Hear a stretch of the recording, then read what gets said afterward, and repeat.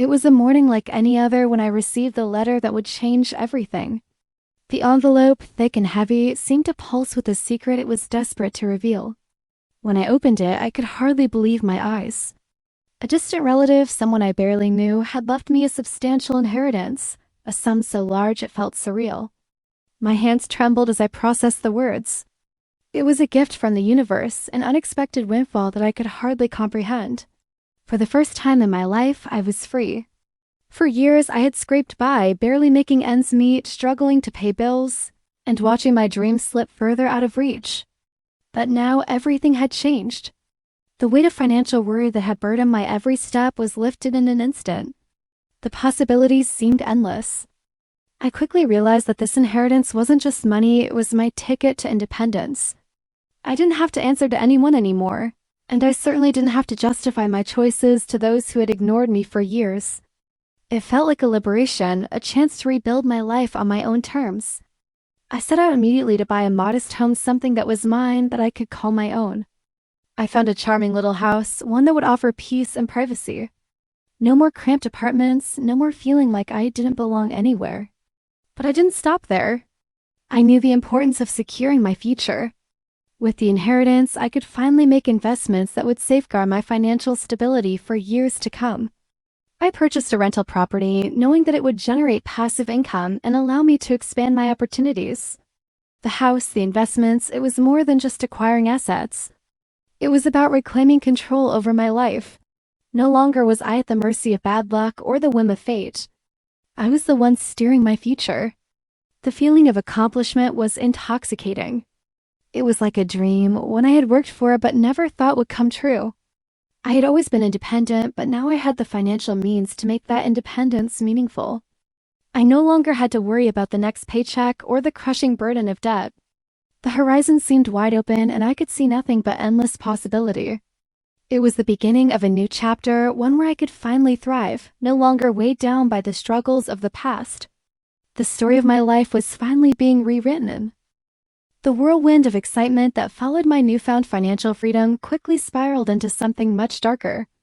After purchasing my modest home and securing investments that promised stability for the future, I thought I had finally achieved the peace and security I'd been dreaming of. But what I hadn't anticipated was the flood of people who suddenly saw me as their personal lifeline. It started subtly.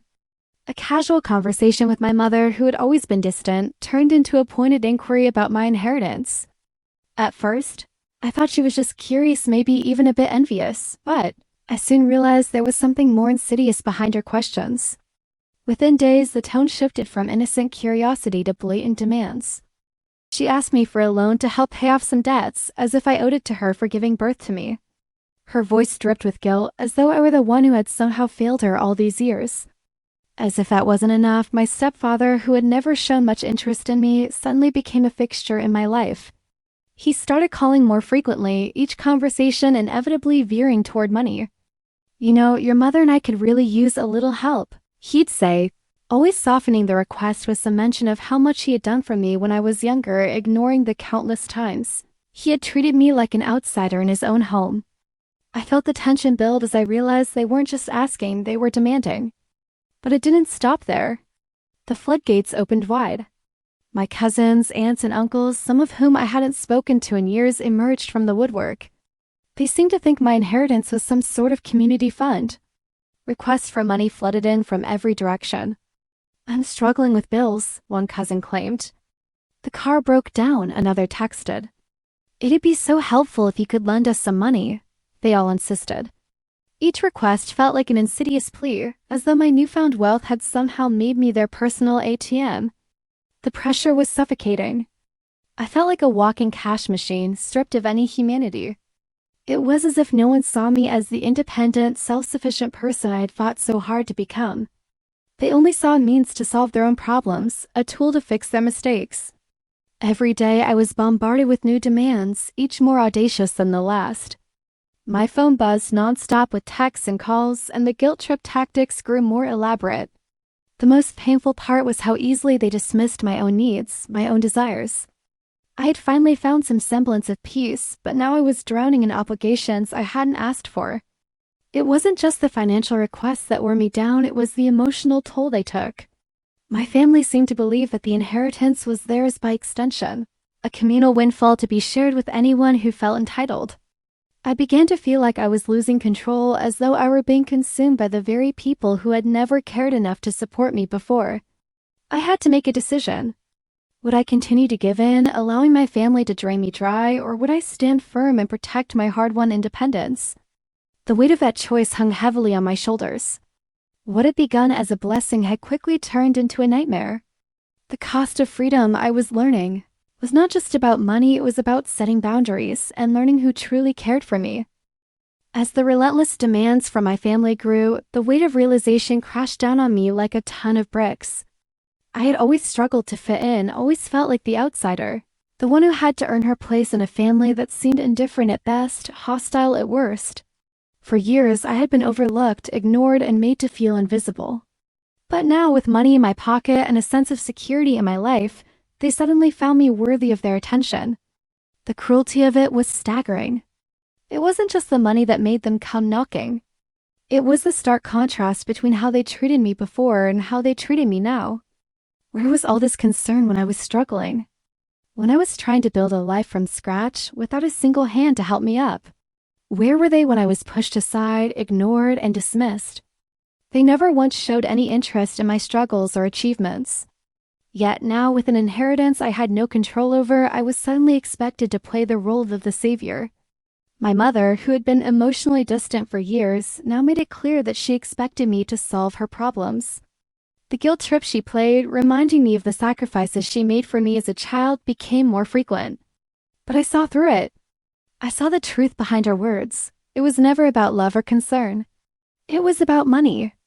My stepfather, who had treated me like an outsider for most of my life, now acted as though I owed him something that couldn't be paid in gratitude but in cold, hard cash. The requests started to feel less like pleas and more like demands, and I was disgusted by the way they treated me as if I were nothing more than a tool to fix their problems. But what angered me the most was the realization that they never truly cared. They had never cared before, and they certainly didn't care now. They were only interested in my money and what I could do for them. I had been used, manipulated, and discarded for years. They had never asked me about my struggles or my dreams. But now, with my newfound wealth, they treated me like a machine, a bank to withdraw from at will.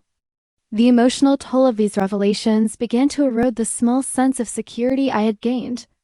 I had to draw a line in the sand. I had worked hard for everything I had, and no one had been there to support me through it. Now that I had something of value, my family saw it as an opportunity to exploit me. I couldn't allow this to happen. I couldn't allow myself to be their tie and their lifeline whenever they needed something. I had the right to protect what was mine. With every request that came my way, I stood firm. I began to say no firmly, unapologetically.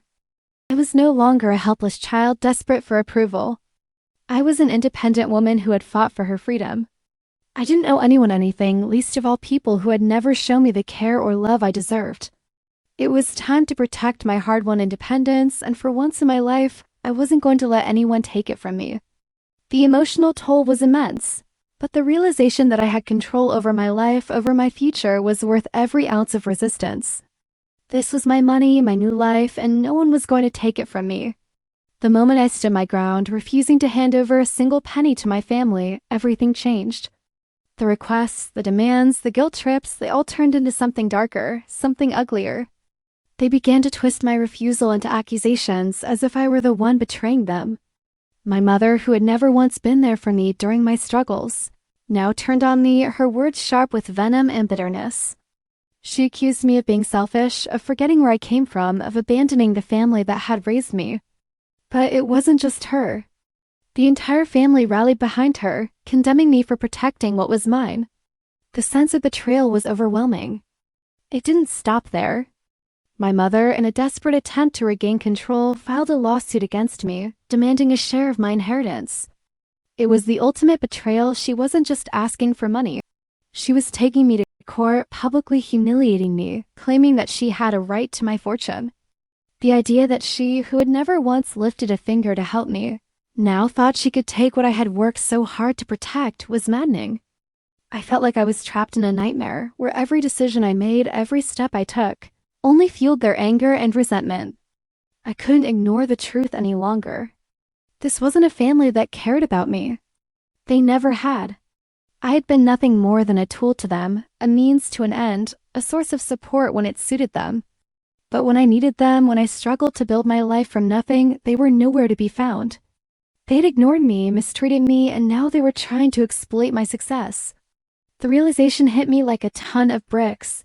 They were not my support system. They were not the ones who had been there for me during the darkest times of my life. I knew what I had to do. I couldn't allow myself to be manipulated any longer. The people who had been there for me, who had supported me when no one else did, were the ones who truly mattered. And they weren't my blood relatives, they were the friends who had lifted me up, the mentors who had guided me, and the strangers who had become my chosen family. They were the ones who had seen my worth long before I ever had money to offer. It was time to cut the ties. I severed all contact with my family. I refused to engage in any more drama, any more guilt, any more manipulation.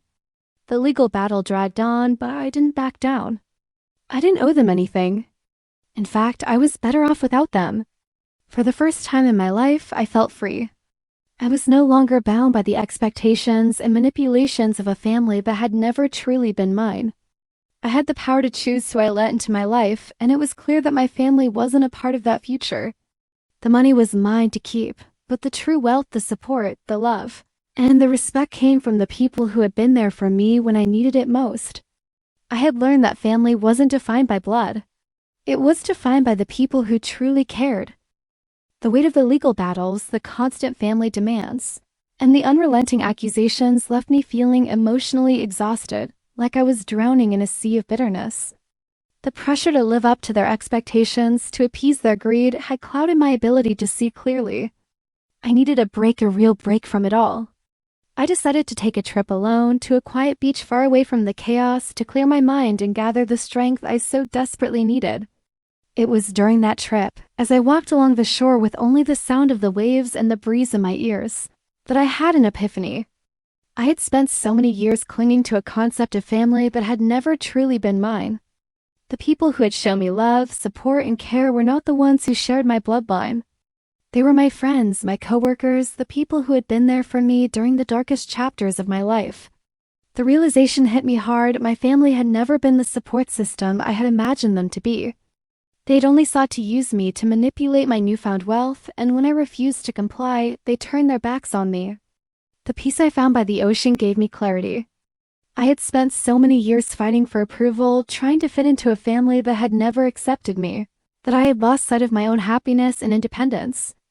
Now it was time to reclaim my life, to let go of the emotional baggage they had loaded onto me. I didn't need their approval or their drama anymore. What I needed was peace. I needed to embrace the people who truly cared about me, the ones who had seen me for who I truly was, not just as a source of money, but as a person with my own hopes, dreams, and ambitions. When I returned home, I knew what I had to do.